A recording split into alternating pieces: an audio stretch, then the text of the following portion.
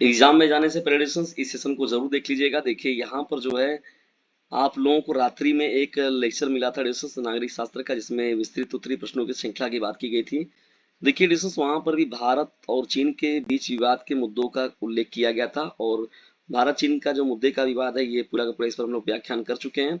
हम लोग इन प्रश्नों की श्रृंखला में कुछ अन्य महत्वपूर्ण जो दीर्घ उत्तरीय प्रश्न है उस पर हम लोग बात करेंगे। तो चलिए डिस्कस बढ़ते हैं यहाँ पर प्रश्नों की श्रृंखला में आगे, और सेशन को देखते हैं और बनाते हैं इसे खास। और इसे फटाफट अपने क्लासमेट पर शेयर भी जरूर कर दीजिएगा, क्योंकि ये 2024 के लिए बहुत ही ज्यादा मोस्ट इंपॉर्टेंट होने वाला है 23 फरवरी को। ठीक है डिस्कस, और ये तो पूरा का पूरा व्याख्यान आपके साथ हो चुका है। तो चलिए यहाँ पर ये प्रश्न तो आपका हो चुका था डिस्कस, तो बढ़ते हैं हम लोग अगले प्रश्न की ओर। देखिए नए राष्ट्र के समक्ष प्रमुख चुनौतियां क्या थी, यानी नया राष्ट्र जब हम लोग का बना देश, तो स्वतंत्र भारत 1947 के समक्ष जो था प्रमुख चुनौतियां क्या थी। देखिए दोस्तों चुनौतियां एक दो नहीं थी, बहुत ही प्रकार की चुनौतियां थी, समस्याएं थी। वो कौन कौन सी बातें थी, आइए हम लोग उस पर थोड़ा सा बातें करते हैं। 1947 में दोस्तों देखिए भारत को आजादी मिलने से पहले देश को कई बड़ी चुनौतियों का सामना करना पड़ा, जिन्हें एक स्थिर और समृद्ध राष्ट्र की स्थापना स्थापना करने के लिए संबोधित करने की आवश्यकता थी। भारत जब नया राष्ट्र के रूप में बना दोस्तों, तो प्रमुख चुनौतियां कौन कौन सी थी, देखिए आइए उस पर हम लोग बात करते हैं हेडिंग वाइज। देखिए पहला महत्वपूर्ण क्या, महत्वपूर्ण इसमें बात समस्या आया वो आया विभाजन और सांप्रदायिक हिंसा। देखिए विभाजन और सांप्रदायिक हिंसा, विभाजन जब हुआ तो देखिए जो पंजाब को बड़े पैमाने पर प्रभावित किया गया, और आप जब गदर वाली मूवी देखेंगे ड्यूसर्स तो वहां पर भी इसका व्यापक प्रभाव देखने को मिलता है। दिखाया गया उस मूवी में किस प्रकार से हिंसा हुई है। भारत के सामने सबसे बड़ी चुनौती ये थी कि एक देश का भारत और पाकिस्तान विभाजन था, में से एक देश का भारत और पाकिस्तान विभाजन था, जिसके कारण बड़े पैमाने पर सांप्रदायिक हिंसा हुई थी। लाखों लोगों का विस्थापन हुआ। देखिए लोगों को अपने घरों को छोड़कर, चीजों को छोड़कर, जगहों को छोड़कर जाना पड़ा। विभाजन के साथ बड़े पैमाने पर दंगे हुए, नरसंहार हुए और जबरन पलायन हुआ, जिससे दोनों नवगठित राज्यों के बीच जो था भय और अविश्वास का माहौल पैदा हो गया। खास तौर पर देखा जाए तो भारत बहुत ज्यादा प्रभावित हुआ, क्योंकि देखिए ये चीजें यहाँ पर थी। भारत भूमि की मिट्टी की विशेषता है कि सर्वे भवन्तु सुखिनः सर्वे सन्तु निरामया सर्वे भद्राणि पश्यन्तु मा कश्चित् दुर्भाग्य हुए। ठीक है ना, ये इस भावना से। देखिए आर्थिक अविकसितता, देखिए दोस्तों पहली समस्या तो ये था कि भारत वर्षों के औपनिवेशिक शासन के बाद जो था भारत आर्थिक रूप से गरीब हो गया था, ये तो समस्या थी। और यहाँ की आबादी जो थी गरीबी से तो लड़ी रही थी, और यहाँ के जो कृषि था वो भी प्रभावित किया हुआ था, क्योंकि कृषि की फसल भी बर्बाद हुई थी। और ऊपर से जो बाहरी शरणार्थी आ गए थे वो भी बड़े पैमाने पर प्रभावित किए। तो बुनियादी ढांचे और संसाधनों की कमी थी। नई सरकार को अर्थव्यवस्था के पुनर्निर्माण और खाद्य सुरक्षा जैसे मुद्दों पर काम करना था, रोजगार पर काम करना था, और सामाजिक कल्याण सहित लोगों की जरूरतों को पूरा करने का काम जो था वो चुनौतीपूर्ण काम था। देखिए राजनीतिक अस्थिरता थी, राजनीतिक स्थिरता नहीं थी, क्योंकि विभाजन से राजनीतिक अस्थिरता अस्थिरता भी पैदा हुई थी। ठीक है दोस्तों, ये भी प्रभावित की थी।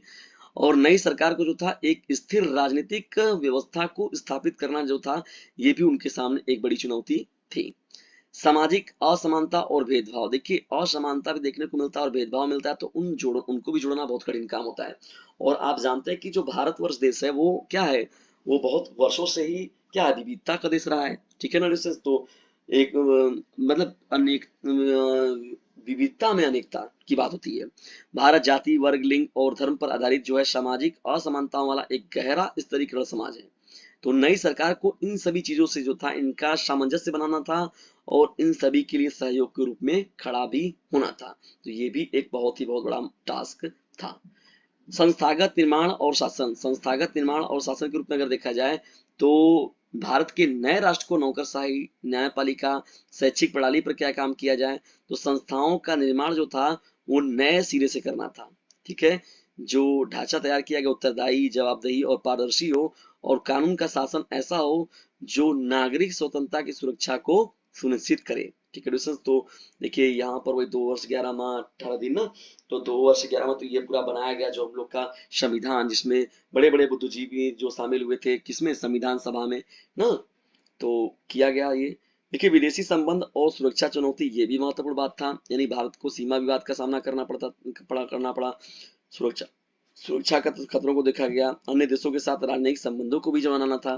तो ऐसी तमाम समस्याएं थी जिसका भारत ने डटकर सामना किया और आज भारत सशक्त रूप में आप सभी लोगों के समक्ष है। ये ना हमसे छुपा हुआ है ना आपसे छुपा हुआ है, ठीक है दोस्तों। तो और भारत को सशक्त बनाने में जो है हम सभी लोग अपना योगदान दे सकते हैं, ठीक है दोस्तों। एक शिक्षक के रूप में मैं आप सभी लोगों को अध्ययन करके मतलब पढ़ाकर, और आप एक विद्यार्थी के रूप में जो है उन ज्ञानों का अर्जन करके आप आगे बढ़ सकते हैं, ठीक है। चलिए बढ़ते हैं यहाँ पर हम लोग। तो कुल मिला कर देखा जाए तो नए राष्ट्र के सामने बहुत बड़ी चुनौतियां थी, बहुत विशाल और बहुआयामी कई कार्य थे जिनसे पार पाने में एक मजबूत और लचीला राष्ट्र बनाने के लिए सरकार और लोगों का ठोस प्रयास आवश्यक था, जो बहुत बड़े पैमाने पर जो था वो सार्थक सिद्ध भी हुआ। चलिए बढ़ते हैं हम नेक्स्ट प्रश्नों की श्रृंखला में। यहाँ पर इसने कि भारत में आपातकाल कब लागू हुआ था, क्या आपातकाल लगाना जरूरी था, इसके परिणामों पर चर्चा कीजिए। दोस्तों देखिए ये प्रश्न जो है ये भी मोस्ट इंपॉर्टेंट प्रश्न है और आने वाला प्रश्न है, ठीक है ना, इंपॉर्टेंट है। हर बार ये प्रश्न जो है घूम फिर कर कुछ ना कुछ बातें इसमें से आती जरूर है। देखिए आपातकाल जो लगाया गया था वो 25 जून 1975 को। तो पहले तो ये एक प्रश्न याद हो गया आपका अति लघु का, यानी 25 जून 1975 को आपातकाल लगाया गया था, ठीक है। और तत्कालीन जो प्रधानमंत्री थी वो कौन थी, इंदिरा गांधी जी थी। ये देखिए एक प्रश्न आप लोग को मिला थी लघु का। आंतरिक गड़बड़ी या आंतरिक कलह बताया गया, ठीक है ना, कलह क्लेश, आंतरिक बात किया गया कि आंतरिक जो है समस्याएं हैं यहाँ पर। इसे भारतीय संविधान के अनुच्छेद जो है 352 के तहत घोषित किया गया था, यानी आपातकाल को जो लगाया गया था 352 अनुच्छेद का प्रयोग किया गया था। आपातकाल जो था 21 मार्च, देखिए 21 मार्च 1977 तक चला था, ठीक है। कितना लंबा समय ये गया, ठीक है दोस्तों ना, बहुत लंबा समय ना, कुछ ही कम देखा जाए तो लगभग 2 वर्ष पूरा ये चला गया, ठीक है। तो ये आपातकाल जो लगाया गया था। आपातकाल लगाने का निर्णय देखिए अत्यधिक विवादास्पद रहा। लोगों का मानना था कि यानी ये जो लगाने के पीछे कोई देखा जाए तो बहुत बड़ा कोई कारण नहीं था, एक लगा दिया गया तो बड़ी विवाद भी हुआ, इसका तनाव भी बहुत उत्पन्न हुए। सरकार द्वारा देखिए शक्ति के दुरुपयोग की बात भी की गई, यहाँ पर आलोचनाएं भी हुई, इंदिरा गांधी जी का भी बहुत आलोचना हुआ इसमें। तो अपने अधिकारों का यानी इंदिरा गांधी द्वारा अपने अधिकारों को मजबूत करने और राजनीतिक विरोध को दबाने के कदम के रूप में भी देखा गया, ठीक है ना। और देखिए नसबंदी वाला प्रॉब्लम, नसबंदी वाली चीजें की गई थी ना, पकड़ पकड़ के लोगों को, तो बहुत सारे ऐसे भी चीजें सामने निकल कर आई उसमें, ठीक है। आपातकाल आवश्यक था, ठीक है ना, ये दिया गया। तो आपातकाल के दौरान देखिए क्या होता है, नागरिक की स्वतंत्रताएं होती है वो निलंबित कर दी जाती हैं, ठीक है ना। सरकार के पास बिना मुकदमा जो होता है चलाए व्यक्तियों को गिरफ्तार करने और हिरासत में लेने की शक्ति थी। प्रेस की स्वतंत्रता गंभीर रूप से प्रतिबंधित कर दिया गया जाता है, राजनीतिक विरोधियों को निशाना बनाया गया और जेल में उन्हें डाल दिया गया। आपातकाल में सत्ता का एक महत्वपूर्ण केंद्रीकरण भी देखा गया, सरकार ने विभिन्न संस्थाओं का नियंत्रण जो था अपने हाथों में ले लिया। तो ये चीजें देखने को मिलती हैं, मतलब एक तरीके से तानाशाही या अंकुश राज शासन, तानाशाह के रूप में शासन को चलाना, ठीक है दोस्तों। तो ये महत्वपूर्ण रूप से बातें उसमें शामिल होती हैं, ठीक है ना। तो चीजें जो होती है बदल जाती हैं, परिवेश बदल जाता है, परिदृश्य बदल जाता है, तो ये आपातकाल की चीजों में देखने को मिलता है। तो आपातकाल लागू करना, भारत में आपातकाल लागू करना जो था विवादास्पद भी था और विभाजनकारी निर्णय था, जिसके दूरगामी परिणाम भी हुए। और जबकि कुछ का तर्क था कि कानून और व्यवस्था बनाए रखना आवश्यक था, इसलिए किया गया। तो भाई जाहिर सी बात है कि कोई भी अगर घटनाएं होती है तो उसके पक्ष होते हैं तो उसके विपक्ष भी होते हैं।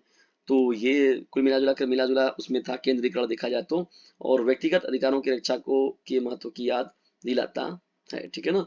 तो ये एक महत्वपूर्ण जो था आपका प्रश्न हो जाएगा। दोस्तों देखिए यहाँ पर जो नेक्स्ट प्रश्न हम लोग का है, मतदान की बदलती पद्धति पर एक टिप्पणी लिखिए, ठीक है। मतदान की बदलती बदलती पद्धति, देखिए पिछले कुछ वर्षों में देखा है तो मतदान की पद्धति में महत्वपूर्ण परिवर्तन हुए। कई प्रकार के देखिए उलटफेर होते रहते हैं इसमें। पारंपरिक कागज आधारित प्रणालियों से देखा जाए तो अधिक जो है आधुनिक और तकनीकी रूप से उन्नत तरीकों का प्रयोग बढ़ा है। कई कारकों में देखिए मतदान प्रक्रिया में बढ़ी हुई दक्षता, सुरक्षा और पहुंच की आवश्यकता भी शामिल है, ठीक है ना। तो अलग से अलग तरह से चीजें भी कुछ लाई जाएंगी जो चुनौतियों पर चर्चा भी किया जाता है। तरीके बदले गए, इलेक्ट्रॉनिक वोटिंग को लाया गया, देखिए यहाँ पर इसे ई वोटिंग भी कहते हैं। मतदाताओं कंप्यूटर या टच स्क्रीन मशीनों के माध्यम से भी कार्य करने के लिए देखिए दिया गया, उनको अपना मत डालने का अनुमति दिया गया। तो मतलब ऐसे तमाम जो है सटीकताएं, पत्र आया गया, पेपर लाया गया, देखिए ईवीएम का प्रयोग जो है बड़े पैमाने पर। तो ऐसी तमाम जो चीजें हैं, एक्टिविटीज हैं जो की गई, ठीक है ना।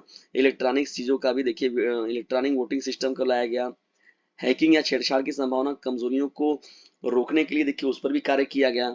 इलेक्ट्रॉनिक वोटिंग सिस्टम की अखंडता और सुनिश्चित करने के लिए क्या किया गया, उस पर भी कार्य किया गया। तो ऐसे तमाम जो व्यवस्थाएं हैं उनको पूरा का पूरा मिला जुला कर ये मिला जुला जो है कदम उठाया गया, ठीक है ना। ये चुनाव प्रक्रियाओं को देखा जाए तो कठोर परीक्षण भी किए गए देखा जाए इसमें तो ना। देखिए यहाँ पर देखा जाए तो अनुमति जो है, देखिए कोविड-19 की महामारी के दौरान देखा जाए तो मेल इन अनुपस्थिति वोटिंग विशेष रूप से लोकप्रिय हो गई है, ठीक है, देखा जाए तो कोविड-19 के बाद से, ठीक है ना। वायरस के देखिए संपर्क के जोखिम को कम करने के लिए देखा इन तरीकों को चुना गया, तो उन तरीकों के माध्यम से भी कुछ प्रयोग किए गए। प्रयोग अनुप्रयोग की बातें होती रहती हैं, ठीक है ना। मतदाता पहचान को सत्यापित करने और धोखाधड़ी को रोकने से संबंधित चुनौतियां भी पेश करते हैं। तो इस तरीके से देखिए हस्ताक्षर का मिलान करना, सुरक्षित मतपत्र ड्राफ्ट ऑफ स्थानों को मजबूत करना, ऐसी तमाम जो एक्टिविटीज है उनको किया गया। ब्लॉकचेन विकेंद्रीकरण किया गया, सुरक्षित डिजिटल बही खाता वगैरह को लाया गया। तो ऐसे तमाम जो व्यवस्थाएं हैं इनको जो है पूरा का पूरा जो शामिल किया गया किसमें, मतदान की बदलती पद्धति में के रूप में इन्हें विकसित किया गया, ठीक है दोस्तों। तो इस तरीके से जो है अब जो है नवाचार की चीजें देखने को मिल रही है। गोपनीयता की बात वो भी विशेष ध्यान दिया जाता है, सुरक्षा पर विशेष ध्यान दिया जाता है।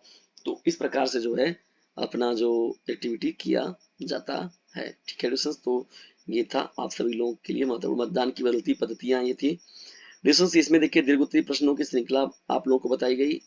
ये महत्वपूर्ण श्रृंखला आप लोगों को कैसी लगी कमेंट बॉक्स में जरूर बताइएगा।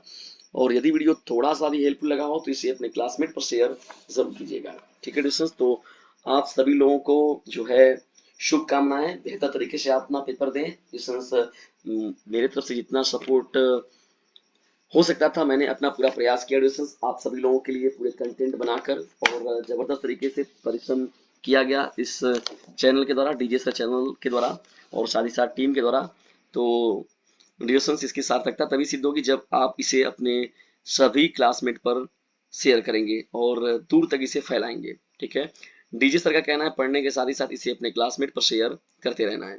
तो डिस्कशंस चलिए मिलते हैं हम लोग फिर नेक्स्ट वीडियो में, तब तक के लिए टेक केयर, गुड बाय, जय हिंद जय भारत। लेकिन डिस्कशंस जब आप लोग आइएगा तो अपने पेपर का जो सेट है वो फोटो खींचकर जो है डिस्कशंस उसको उसका पीडीएफ जो है डीजी सर चैनल के व्हाट्सएप नंबर पर जो है प्रोवाइड करा दीजिएगा, जिससे कि मैं उसका सॉल्यूशन आप लोगों को उपलब्ध करा सकूं। नागरिक शास्त्र 2024 कक्षा 12 का महत्वपूर्ण ये सेशन था। तो आप सभी लोगों को बेस्ट ऑफ लक। आप सभी लोग का पेपर जो है वो नागरिक शास्त्र का बेहतर तरीके से जाए और बोर्ड एग्जामिनेशन में जो है आप लोग अपनी एक अलग पहचान बनाएं। इसी उम्मीद के साथ डिविजन्स आप लोग जाइए एग्जाम में फुल कॉन्फिडेंस के साथ जाइए, और जितना आपने पढ़ा डिविजन्स वो जितना प्राप्त है उतना पर्याप्त है, इस ध्येय से जाइए और निश्चित तौर पर आपका पेपर जो होगा बहुत ही बेहतर जाएगा, ठीक है दोस्तों। तो मिलते हैं नेक्स्ट वीडियो में, तब तक के लिए टेक केयर, गुड बाय, जय हिंद जय भारत।